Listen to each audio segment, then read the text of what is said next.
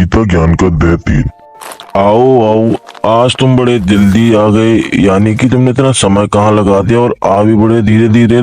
वो दरअसल गुरुजी मैं थोड़ा घर के काम में थोड़ा अटक गया था, इसलिए मुझे आने में थोड़ी देर हो। चलो कोई नहीं, आज हमें तीसरा अध्याय है उसका दूसरा भाग पूर्ण करना है। हाँ गुरुजी, मुझे अच्छी तरीके से याद है, आज हमें गीता के तीसरे अध्याय का दूसरा भाग पूर्ण करना है। तो चलो फिर उसे ही शुरू करते हैं बिना किसी देरी के। लेकिन गुरुजी जो अभी नए नए लोग आए हैं वो कहाँ से पूरा कर पाएंगे, क्योंकि उन्हें तो पता ही नहीं कि पहले अध्याय और हमारे इस चैनल पर पूरी एक सीरीज चल रही है गीता ज्ञान को लेकर। कोई नहीं, उन्हें बता दो कि एक प्लेलिस्ट है और उसमें ही जाके चेक कर सकते हैं। चैनल पे बन रखी है गीता के नाम से, वहाँ पर उन्हें सारी वीडियो मिल जाएंगी। तो चलो बिना किसी देरी के हम शुरू करते हैं। जैसा आप लोगों ने सुना, गुरुजी ने कहा है कि पूरे प्लेलिस्ट में जाके आप सब चेक कर सकते हैं, तो जाइए और फटाफट चेक करिए। महापुरुष जो आचरण करता है, सामान्य मनुष्य भी उसी का ही अनुसरण करते हैं। वह श्रेष्ठ पुरुष जो कुछ आदर्श प्रस्तुत कर देता है, समस्त संसार भी उसी का अनुसरण करने लगता है। हे पृथापुत्र, तीनों लोकों में मेरे लिए कोई भी कर्तव्य शेष नहीं है। नहीं किसी वस्तु का अभाव है, नहीं किसी वस्तु को प्राप्त करने की इच्छा है, फिर भी मैं कर्तव्य समझकर कर्म करने में लगा रहता हूं।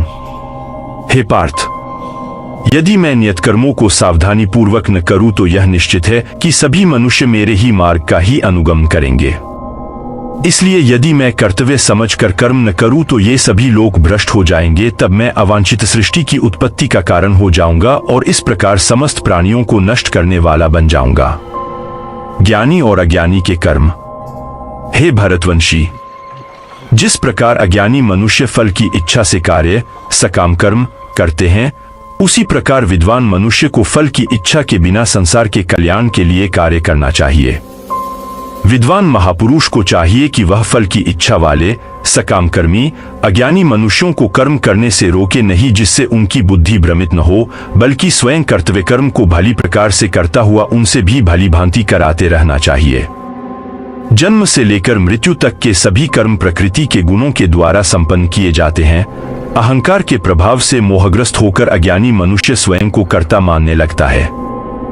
परंतु हे महाबाहु, परमतत्व को जानने वाला महापुरुष इंद्रियों को और इंद्रियों की क्रियाशीलता को प्रकृति के गुणों के द्वारा करता हुआ मानकर कभी उनमें आसक्त नहीं होता है। माया के प्रभाव से मोहग्रस्त हुए मनुष्य सांसारिक कर्मों के प्रति आसक्त होकर कर्म में लग जाते हैं। अत पूर्ण ज्ञानी मनुष्य को चाहिए कि वह उन मंदबुद्धि सकाम कर्मी वालों को विचलित न करे। अत हे अर्जुन, अपने सभी प्रकार के कर्तव्य कर्मों को मुझमें समर्पित करके पूर्ण आत्मज्ञान से युक्त होकर आशा, ममता और संताप का पूर्ण रूप से त्याग करके युद्ध कर। जो मनुष्य मेरे इन आदेशों का ईर्ष्यारहित होकर श्रद्धापूर्वक अपना कर्तव्य समझकर नियमित रूप से पालन करते हैं, वे सभी कर्मफलों के बंधन से मुक्त हो